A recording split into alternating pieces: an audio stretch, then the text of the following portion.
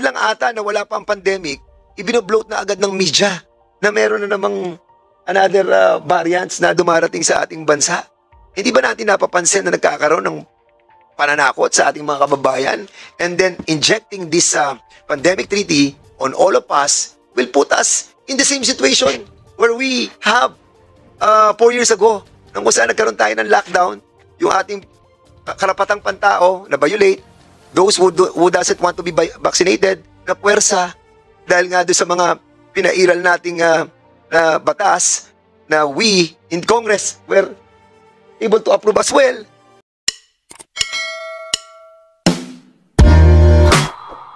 Yung policy ng gobyerno natin pagdating po doon sa 303 amendments that were introduced doon po sa International Health Regulation that was submitted sa World Health Assembly noong 2022. Kasi yung period nung what do you call this, ng period ng amendments, nag-expired na yon. At yung nga po pinagtatalunan natin ng last hearing, sabi nila hindi, may series of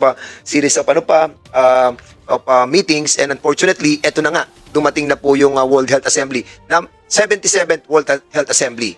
At siguro simulan po natin sa Foreign Affairs or siguro sa DOH.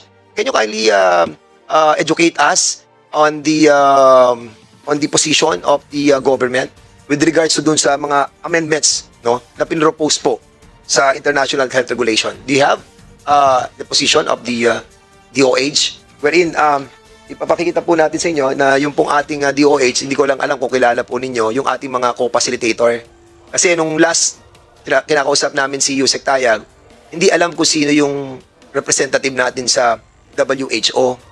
It turned out, meron naman pala tayong mga representative. Andiyan sila Miss Pilar Binuya, si Miss Athena de Guzman, DOH Attorney Carmela Ujano, DOH ASEC Cheryl Ontalan, DOH Director Ann Edilion, IPOPIL, and Mr. Jeff Valdez ng Philippine Mission. And they have attended nung September 4 to 6, 2023.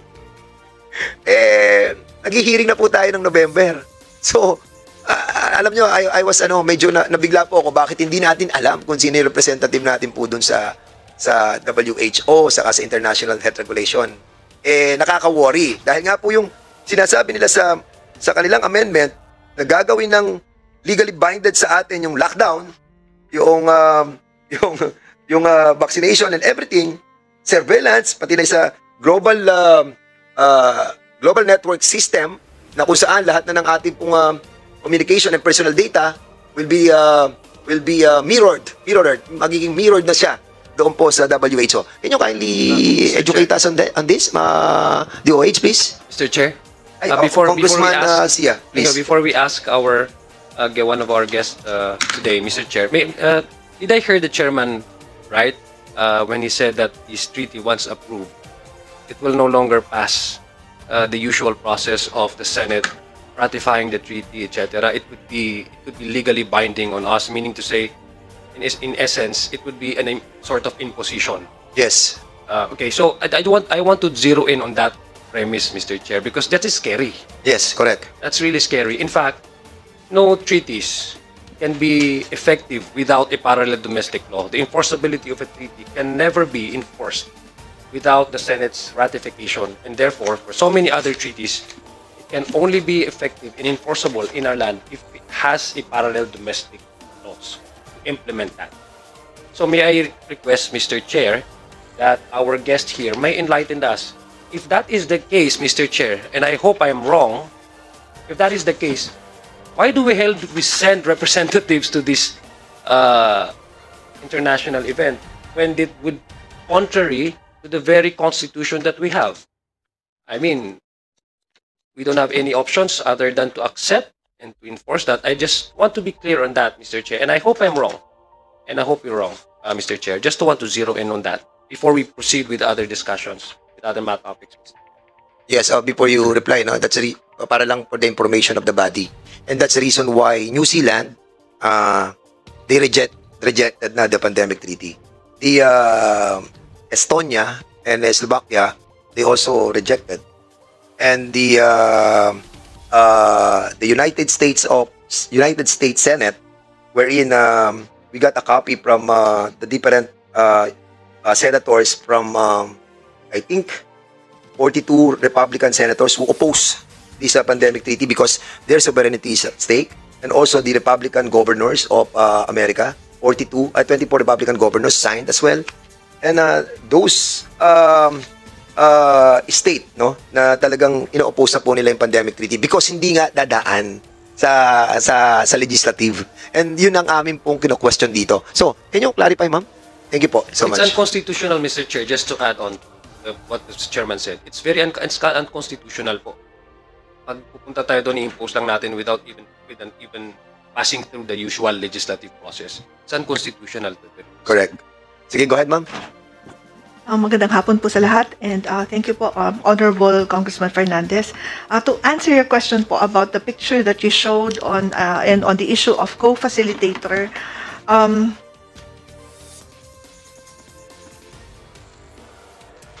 the Philippine delegation was approached by the Bureau Secretariat, so that's WHA Secretariat, and was appointed by the INB as co-facilitator for one article, and this is the Article 11, or on the co-development and transfer of technology and know-how. And the Department of Health, it was not particularly the Department of Health that served as co-facilitator during the pandemic treaty negotiations. It was the Philippine mission to the United Nations in Geneva who served as the co-facilitator. And on the question po of Honorable Congressman Adyong on whether the pandemic agreement, the pandemic treaty, and as well as the amendments to the IHR are concerned, they will undergo the Senate ratification. I would just like to defer to, we have a representative from the Department of Foreign Affairs who might be able to shed more light on this concern. Andiyan ba Foreign Affairs?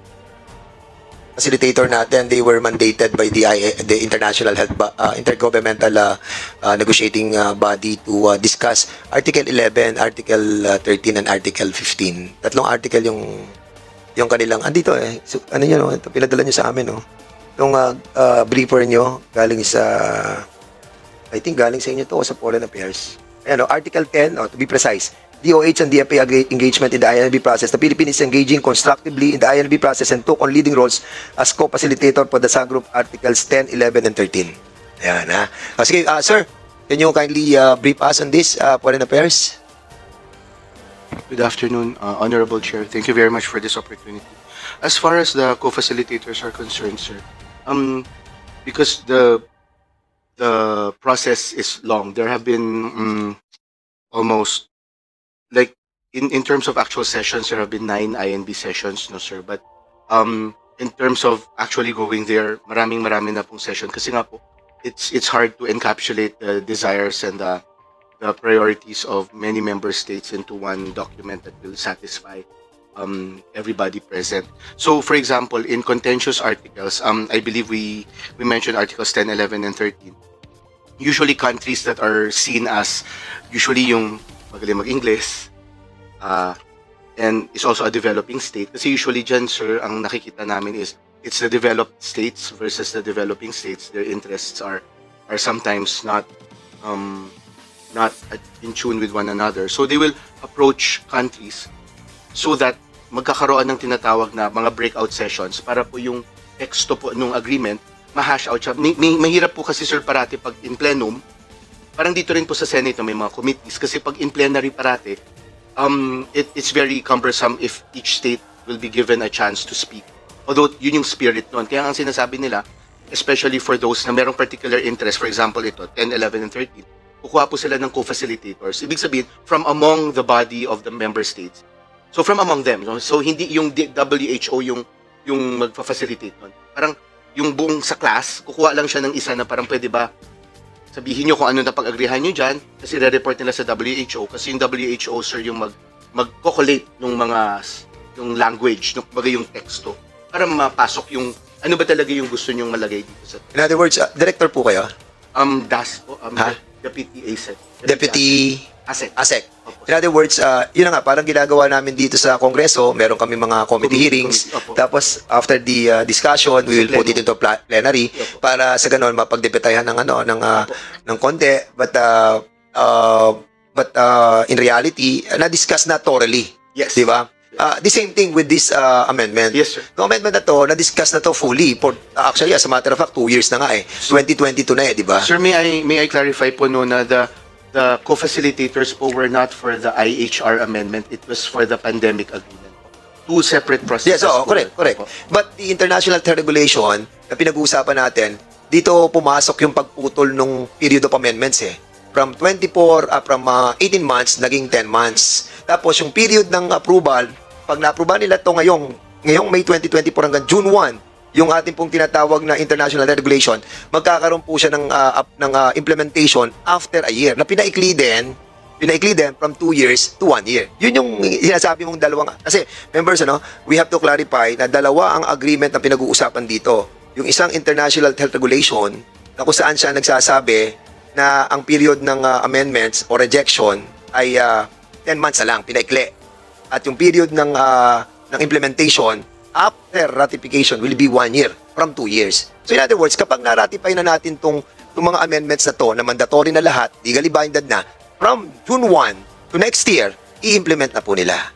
And ito yung sinasabi natin na, ito nga, meron na tayong flirt COVID eh. Nag-i-start na uli sila ng foundation nila eh.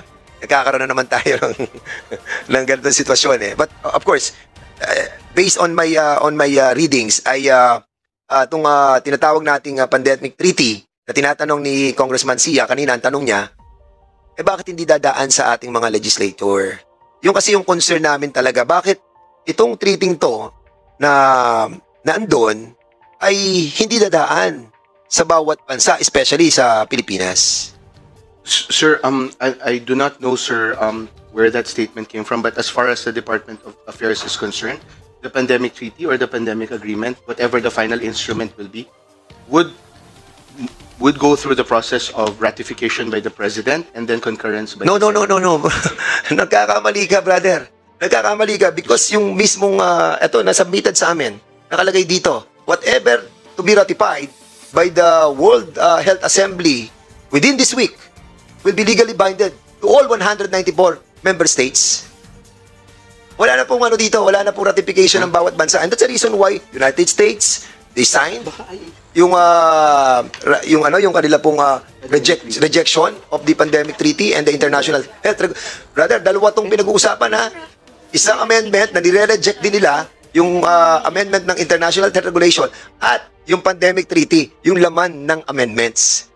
Sir, Honorable Chair, again, I am only referring to the pandemic agreement or pandemic treaty as it's being negotiated right now, not the amendments to the IHR, which are two different processes. Sir, even the text of the draft pandemic treaty, actually hindi nga nila mafa-finalize yan sa WHA kasi hindi pa po nagkaka-agree-agree yung mga bansa. Most likely what will happen, and I'm only projecting here, but most likely it will just they will prolong the mandate of the INB or the Intergovernmental Negotiating Body. The hope was for the pandemic treaty to be finalized by the time of the 77th WHA. But sir, with your indulgence, there is an article, yung mga usual na mga treaty articles no, sa dulo. Sa Article 34, Ratification, Acceptance, Approval, Formal Confirmation, or Accession.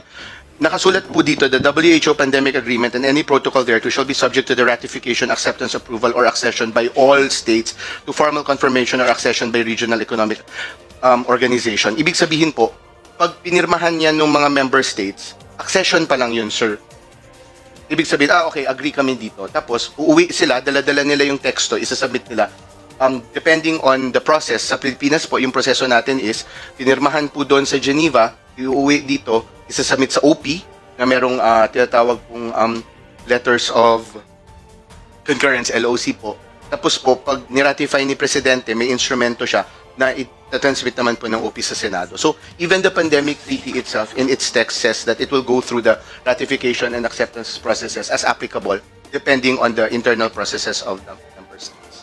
Yusek, sigurado yan ha?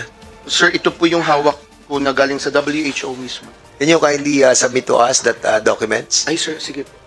Because in accordance with what I watched yesterday, no, if ever na magkaroon ng final yung reporting ng INB, no, dun sa mga subcommittees that they created 15 subcommittees and they elected their president si Edwin Dicoloti ng Botswana. Siya na ngayon yung World Health Assembly President. And according sa kanyang speech, they will be, I think, if I'm not mistaken, they will be ratifying yung hindi nga nila tatawagin daw treaty Hindi pandemic treaty, pandemic agreement. Yes, sir. Nevertheless po, sir, according to the WHO Constitution, kahit naman po tayo, we have the sovereign right to determine if we accede into an agreement, nasa sa atin pa rin yun kung gusto natin siyang padaanin. And for all intents and purposes, from our appreciation of the contents of at least the pandemic agreement, sir, at least for this, idadaan po natin to doon sa proseso ng ratification ng executive at concurrence po ng legislature. Mr. Chair?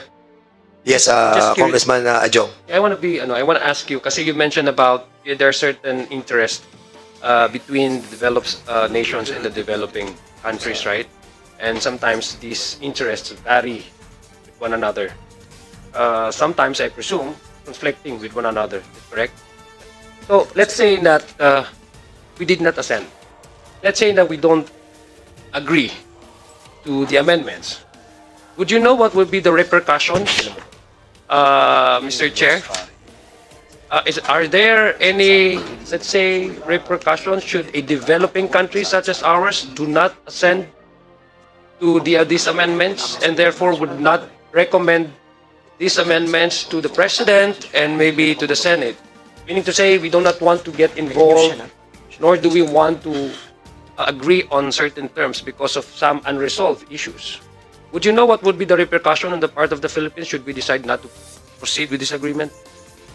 Sir, again, Are there? Sir, sir, with the permission of the chair, sir, because you were using both the agreement and the amendment. So, sir, parang which are you asking about, sir? Is it the IHR or the pandemic agreement, sir? Well, how different are these two? Sir, so the international health regulations, sir, is a set of rules that are agreed upon by not just for pandemic. So this is how, like, our hospitals are interoperable, how to transfer biohazardous materials. So kaya nga ang tawag sa kanya international health regulations. So, sir, yung pandemic agreement naman po is an agreement, the negotiations of which began in 2023, 2022, specifically to come up with a set of norms that countries can adhere to in times of pandemic.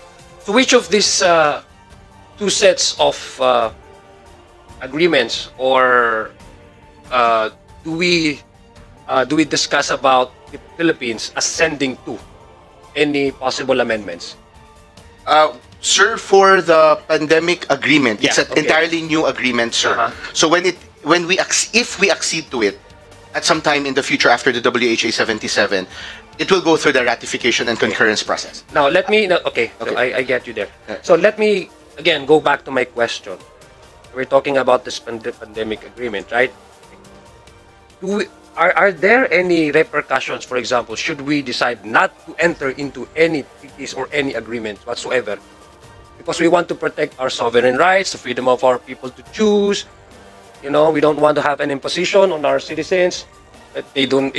Kumbaga, parang ano. So what are the repercussions? Because for me, Mr. Chair, your initial remarks when you referred to the developing countries and the developed nations, developed countries and developing nations, I seem to know exactly what you are getting at, diba? Because of conflicts. Now, we know how the world works, geopolitics. The developed countries sometimes have the upper hand to decide on certain matters relating to global issues. Should we decide, for example, because the Philippines is a developing nation, should we decide not to enter into this agreement, what are the repercussions? Would you know? With the permission of the chair, to answer the honorable congressman's question, number one, there is nothing that compels a sovereign state to not accede. Number two, sir, when it comes to what the repercussions are, for example, in terms of conflicts. So usually the conflicts are not about what is detrimental. But for example, a lot of the arguments that happen on the floor in Geneva, sir, is it's more access. For example, when do companies... Okay, let me correct my term, Mr. Chair, if I may be allowed. What are the disadvantages, for example? A lot of repercussions, Yeah. because it's a bit strong word. Yeah. what would be the disadvantages on the part of the Philippines in accessing health, global health, instrumentalities, whatever benefits that we might get? Yes. Okay. Again, with the permission of the chair, based on my appreciation of the text, for example, the pandemic treaty is really to facilitate. There is the IHR, diba? The International Health Regulations is how countries, states, and the hospitals they're in and their health ministries are interoperable, even in times of no pandemic. But the pandemic treaty, sir, remember, sir, there was a time when we didn't have access to the vaccines that, I mean, there is an argument about whether vaccines are, the efficacy of which. But for example, it is the desire of the president, for example, to access a certain batch of vaccines. But at that time, it always goes to the highest bidder. Ibig sabihin, kami yung may pambili, kami yung may access. The pandemic treaty seeks to level the playing field such that there is an agreement that, for example, the WHO will be able to stockpile its own, and then may mga kaya nga, sir, for example, the Kasi yun ang isa, putulin lang kita doon para Yes, hindi lang sir. ako mawala, no? Kasi yun ang problem natin dyan. Ang problem natin dyan, parang ang premise mo dyan is once that this pandemic treaty and the international health regulation, kasi dalawa yung connected talaga yan eh. Yung international health regulation, pag nabago niya yung rule, yung pandemic treaty, mas bibilis na yung implementation, which will be next year. Ngayon, ang sinasabi natin dito, doon sa pandemic treaty, magkakaroon na siya ng mandato na ngayon talagang mandatory na kapag sinabi ng WHO that these are the vaccines and these are the intervention na gagawin nila, no other country can say no anymore. Because magiging binded na tayo sa lahat. For example, Yusek, katulad nitong nasa news ng GMA News Online, sinasabi na ang AstraZeneca nag-withdraw na sila ng kanilang lahat ng kanilang vaccine sa buong mundo. Okay? Ang sinasabi kasi sa report na to sa Telegraph sa Amerika, AstraZeneca admits its COVID vaccine can cause rare side effect in court documents for the first time. Nagkaroon ng side effect kaya wini-withdraw na ng AstraZeneca yung kanilang mga vaccine. And even the Pfizer, under the confidential report that we secure, ganun din po. At marami mga side effect, thrombosis, myocarditis, na nakita natin na yun ang naging tema ng ating resolution that 297,000 excess deaths were recorded in the Philippines. At ito nga ginagawa nilang pandemic treaty na supposedly ang purpose is to protect yung ating citizenry. We have experience of a lot of adverse effects in the last pandemic. And in doing so, na magkakaroon na naman tayo ng pandemic in a very short time, and according to our historical background on pandemic, hindi naman laging nagkakaroon ng pandemic. Ngayon lang ata na wala pa ang pandemic, ibinobloat na agad ng media na meron na namang another variants na dumarating sa ating bansa. Hindi ba natin napapansin na nagkakaroon ng pananakot sa ating mga kababayan? And then injecting this pandemic treaty on all of us will put us in the same situation where we have 4 years ago nang kung saan nagkaroon tayo ng lockdown, yung ating karapatang pantao na violate, those who doesn't want to be vaccinated na puwersa dahil nga doon sa mga pinairal nating batas na we in Congress were able to approve as well.